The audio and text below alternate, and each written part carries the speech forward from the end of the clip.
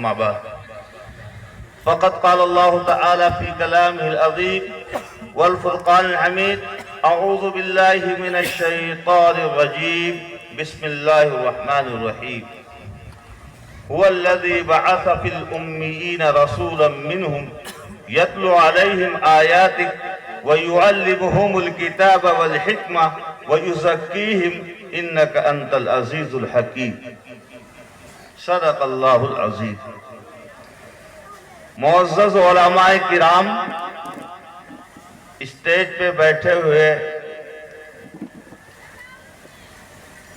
ضلع بہرائچ کے قائدین اور علماء، برادران اسلام اور پردہ نشی خواتین، مائیں اور بہنیں، چاہیے یہ تھا کہ حضرت کے بیان کے بعد کوئی بیان نہیں ہونا چاہیے، اس لیے واعظ و نصیحت جو سننا تھا عصر کے بعد، مغرب کے بعد، آپ لوگوں نے سنی اور عمل کے لیے وہ کافی۔ سب سے بڑا مسئلہ عمل کا ہے،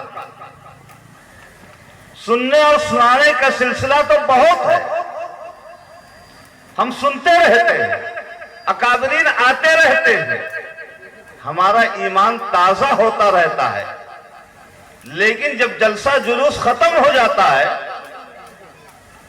تو پتہ نہیں کیا وجہ ہے کہ ہم اپنے ایمان کی تازگی کو اپنے گھر میں پیدا نہیں کر پا رہے ہیں، اپنے گاؤں میں نہیں پیدا کر پا رہے ہیں، اور خاص طور سے اپنے آپ میں نہیں پیدا کر پا رہے ہیں۔ تو سب سے پہلی کوشش یہ ہونی چاہیے کہ کسی بھی مجلس میں آئیں،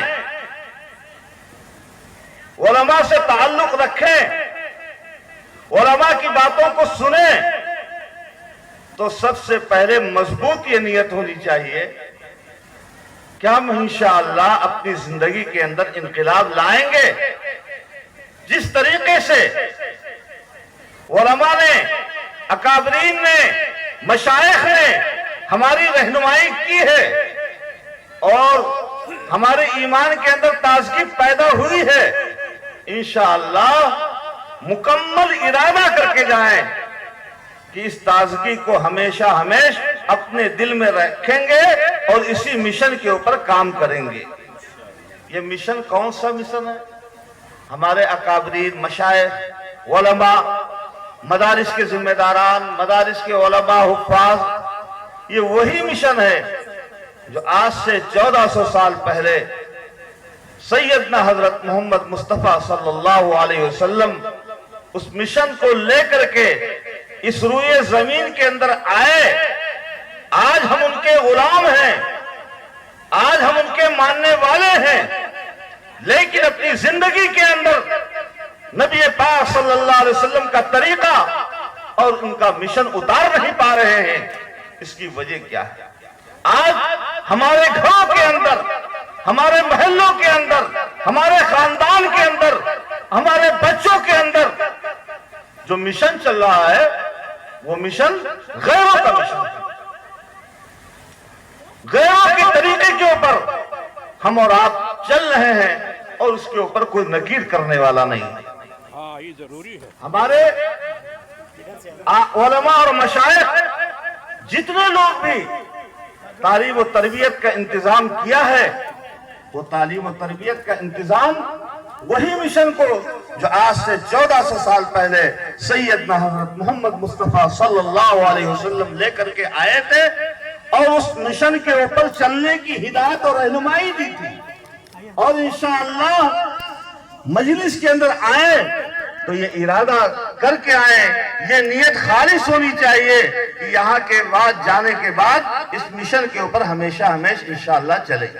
تو سب سے پہلے ارادہ کیجئے کہ علماء اور مشائخ کی تقریر سنیں گے تو تقریر سننے کے بعد نہیں کہ اس کان سے سنا اس کان سے اڑا دیا، بلکہ علماء اور مشائخ کی تقریر سننے کے بعد عمل کی نیت سے سنیں اور عمل کریں، تب تو کامیابی ملے گی۔ اور اگر ایسا نہیں ہو رہا ہے تو سمجھ جائیے کہ ہم نے سنا اور کان سے اڑا دیا۔ بہرحال ہم نے ایک آیت پڑھی ہے، اس آیت کے تعلق سے میں چند باتیں عرض کروں گا. اکابر علماء بھی آ چکے ہیں، ان کا بھی بیان ہونا ہے. آیت میں نے پڑھی ہے کہ جناب محمد رسول اللہ صلی اللہ علیہ وسلم کا جو مشن تھا وہ کون سا مشن ہے. آج ہم اس مشن کے اوپر چل رہے ہیں یا نہیں چل رہے ہیں. آج ہم لوگ ایک مسجد کے افتتاح میں آئے ہوئے ہیں. آج علماء اور مشائخ اور مسلمان بشمول مسلمان سب لوگوں کی کوشش یہ ہے مساجد بنانا، مدارس بنانا. مدارس اور مساجد ہی کے ذریعے سے جناب محمد رسول اللہ صلی اللہ علیہ وسلم کا مشن آگے بڑھا. وہ مشن کیا ہے ابھی میں واضح کروں گا. لیکن مساجد آج کل دشمنان اسلام مساجد کے تعلق سے، مدارس کے تعلق سے دیکھا جائے تو نشانہ اسی کو بنایا جا رہا ہے.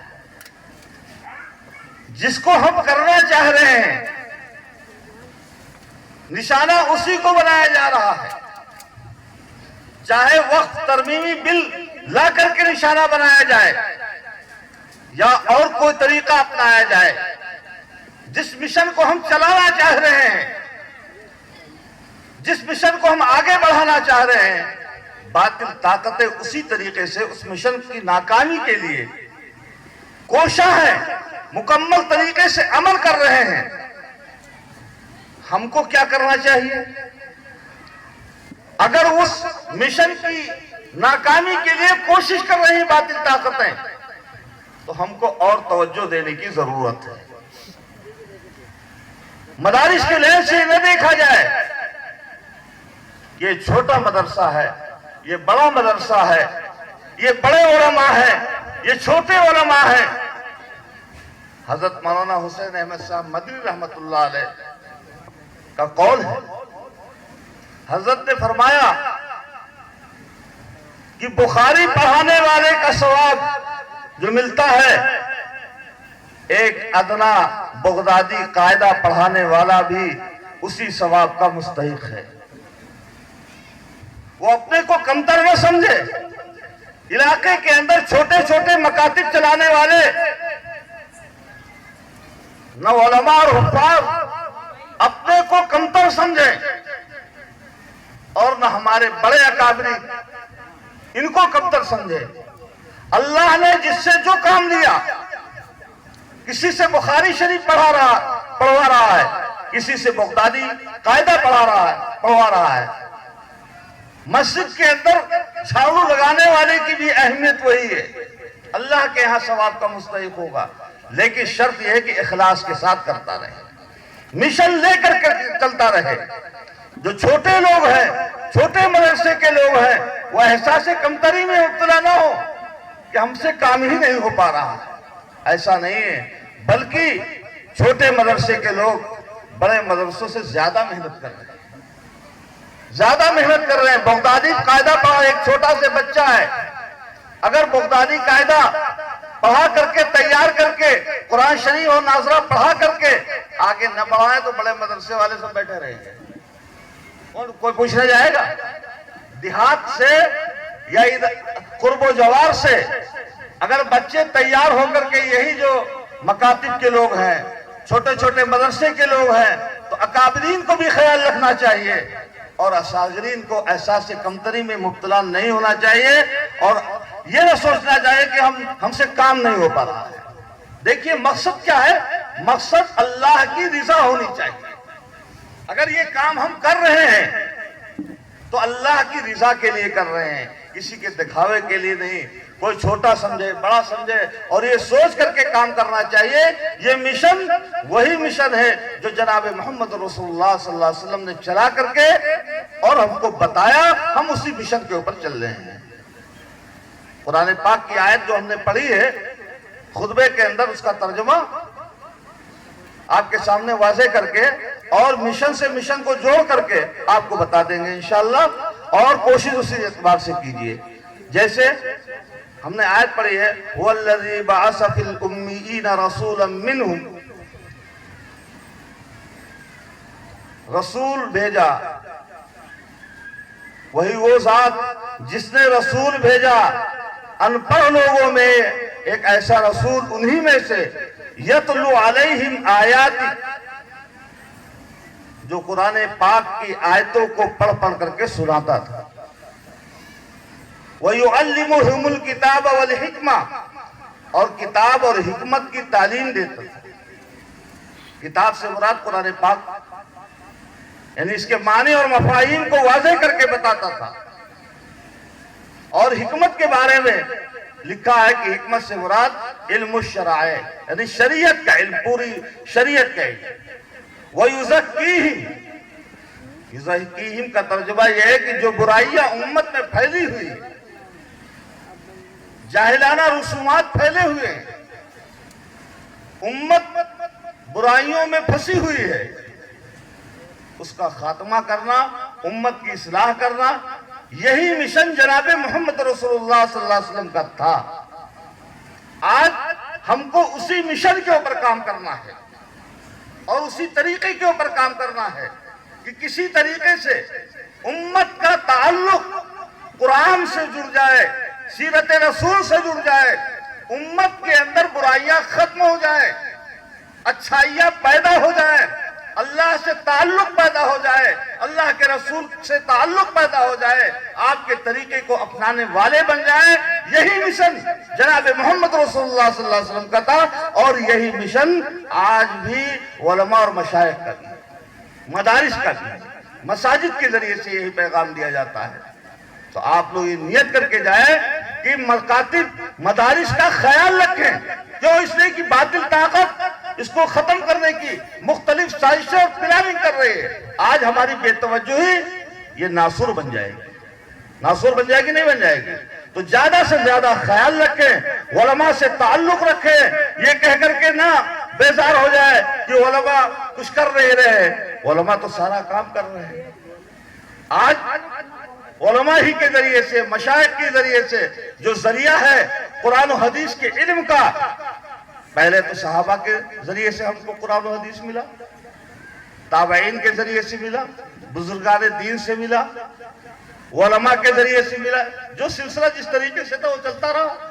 آج وہ سلسلہ ہم تک پہنچا ہے تو ہماری ذمہ داری ہے کہ اس طریقے کو اپنائیں، علماء اور مشائخ کی رہنمائی میں اپنی زندگی کو گزاریں، اپنے بچوں کو مکاتب اور مدارس کے اندر داخل کر کے اچھی تعلیم و تربیت کا انتظام کریں، تو انشاءاللہ ہم کو دنیا میں بھی کامیابی ملے گی اور آخرت میں بھی کامیابی ملے گی، اور باطل طاقتوں کی جو کوششیں ہیں وہ ناکام ہو جائیں گی، اور باطل طاقت آپ کے سامنے کچھ نہیں رہ جائے گی۔ آج ایک اعلان کرنا ہے، اعلان یہ کرنا ہے کہ وقف ترمیمی بل جو پارلیمنٹ میں پیش ہوا تھا، تو اس کی مخالفت میں مسلم پرسنل لا بورڈ کی طرف سے کچھ رائے کہ ہم اس کے مخالف ہیں، تو موبائل کے ذریعے سے کچھ میسج دیا جاتا ہے، کچھ لوگ جانتے ہیں، تو کوشش یہ کیا جائے کہ زیادہ سے زیادہ رائے اس کی مخالفت میں کہ ہم اس بل کو نہیں چاہتے ہیں۔ وقت کے بل کو لا کر کے اس کی کتنی قباحت ہے، اب اس کی لمبی، لوگ جانتے ہوں گے، لمبی تقریر ہے، لیکن قباحت ہے جس کے ذریعے سے اسلام اور مسلمانوں کو کمزور کرنے کی کوشش کی جا رہی ہے۔ تو اس رائے کے اندر ہماری رائے شامل ہو جائے گی۔ ابھی تک 25 لاکھ لوگوں کی رائے آئی ہے اس کی مخالفت میں، زیادہ سے زیادہ رائے اگر آ جائے گی اور اس میں کوشش ہو جائے گی تو انشاءاللہ آپ کی رائے کا ہو سکتا ہے کہ احترام کیا جائے، اور رائے ہمارے ذریعے سے کچھ نہ کچھ کام ہو جائے گا۔ اس کی مخالفت تو کرنا ضروری ہے۔ تو موبائل کے ذریعے سے جو لوگ جانکار ہیں، اگر کوئی صاحب جانتے ہوں، بہت سارے لوگ نہیں جانتے ہیں، اس کا طریقہ بتا دیں ہمارا شہر صاحب، آپ جانتے ہیں؟